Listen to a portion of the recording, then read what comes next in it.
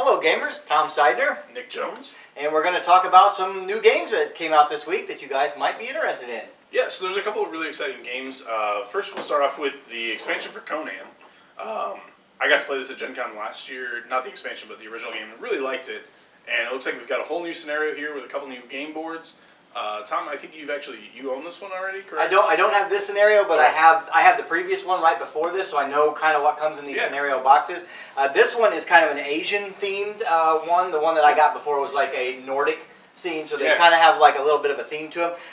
It's kind of like a scenario in a box where you get a game board. Usually the game board's two-sided, so it's got something different on both sides. You usually get another hero, a new hero, and you usually get a bunch of villain creatures that you're fighting against. It comes with the tiles that goes in the books of Skelos that the Overlord uses, and it's pretty much just a scenario in a box. So you just can pull this out and play this with your base game. So this one actually has two game boards, one of which is double-sided, so you've got three different scenes that you can play in, which is pretty cool. And yeah, all of the characters in this are kind of like a Asian or a Japanese themed samurai kind of guys, so they look pretty cool. So it's Conan moving out. He's branching out to where the exploring new lands. Yeah, I think where the Huns were at the time. So. Yeah. Next up, we've got Pandemic Legacy Season 2. This is a game that I think everybody's kind of been waiting on. A lot of people were really excited after playing Pandemic Legacy Season 1. This jumps forward in the timeline quite a bit. 71 years. It's a much smaller map. I'm actually pretty anxious to see how that plays out in the game, because you're used to having, all these far-flung territories that you got to get to cure the disease. Otherwise, you're going to be in a lot of trouble. And it looks like a much smaller game board to start out with. So it'll be interesting to see how that plays into the whole story in the long run as well. So how does the difference between the color of box come into play? Sure. So they did two different colored boxes. They did this with Legacy Season 1 as well. And it's essentially so that you can have one box for each of the playgroups you're playing with, and be able to be like, okay, this is my yellow playgroup, and this is my black playgroup. And that way, you're not grabbing the wrong box accidentally and pulling out characters and revealing information that group doesn't know about yet. So if people don't know, and I think a lot of people do know this, but if they don't, these are legacy games in the fact that you change them as you play. Correct. So as you play, different characters are going to earn abilities. You're going to have access to new characters that you may play as. And it just keeps evolving as you get deeper into the story as well. So there may be parts of the story that aren't actually revealed to you in one group, but in the other group you go down a slightly different path and you end up seeing a lot of different parts of the story.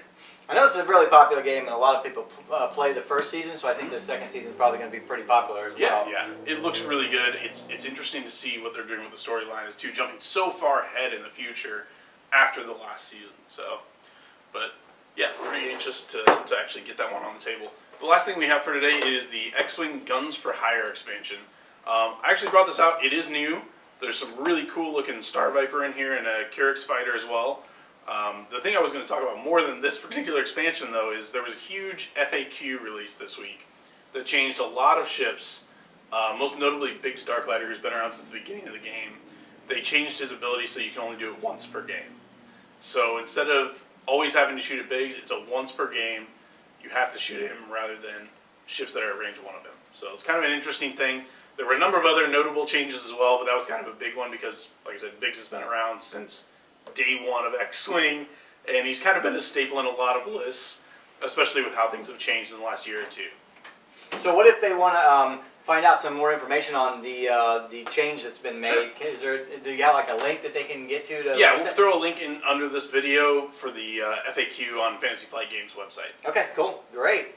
I know that they these guys are part of the Scum and Villainy faction as well in there. So yeah, so it's a little bit of a change up, and this is really coming out with just some erratas for some things. There's some slight changes to some ships that didn't get a lot of play in tournament. To hopefully get them a little more involved with the game in the long run. And what about, you guys play this here, right, the X-Wing? We do. Wednesday night we have Fly Casual, and every third Sunday of the month we have a tournament that's actually still pretty casual, but it is a tournament where you can win some prizes and have some fun playing some different people. Okay, great. Well, there's a lot of good games out this week, so if you guys are interested, just come on down here to Titan Games and pick some of this stuff up. But until we see you again, happy gaming. This video was provided by The Lonely Gamer. To see more of our news, reviews, and videos, please visit us at lonelytabletopgamer.com.